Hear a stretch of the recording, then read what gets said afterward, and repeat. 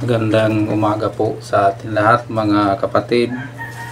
Una sa lahat ay purihin po natin ang ating Panginoong Jesucristo, ang tatlong persona ng Diyos.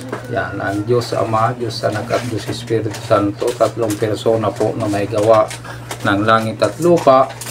At siya po yung Diyos ng nakaraan, kasalukuyan at ng hinaharap. So kaya sa lahat ng pagkakataon ay siya po ang ating purihin sa kanyang mga kabutihan at kadakilaan. So araw po ng Domingo upang ibahagi po natin naman ang mabuting balita, ang salita ng Diyos na nagbibigay ng lakas at buhay at kaalaman sa bawat isa sa atin. Kaya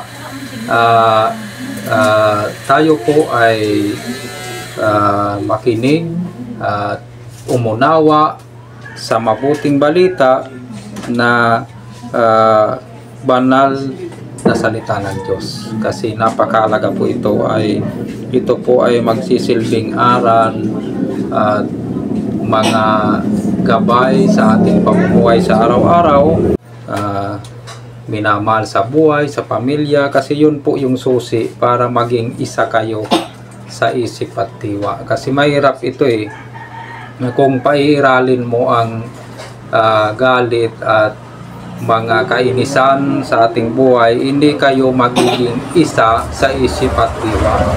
Yan. So kaya sa pamamagitan po ng pag-ibig ay nagiging isa ang isang taong nagmamahalan.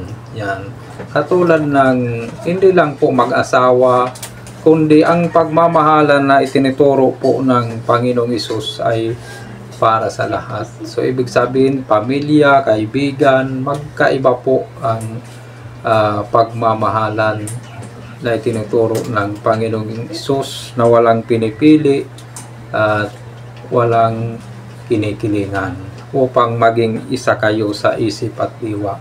Yan, kailangan mo ng pag-unawa, pagpapasinsya at pagpapakumbaba. Yun po yung kailangan natin para maging isa sa isip at diwa.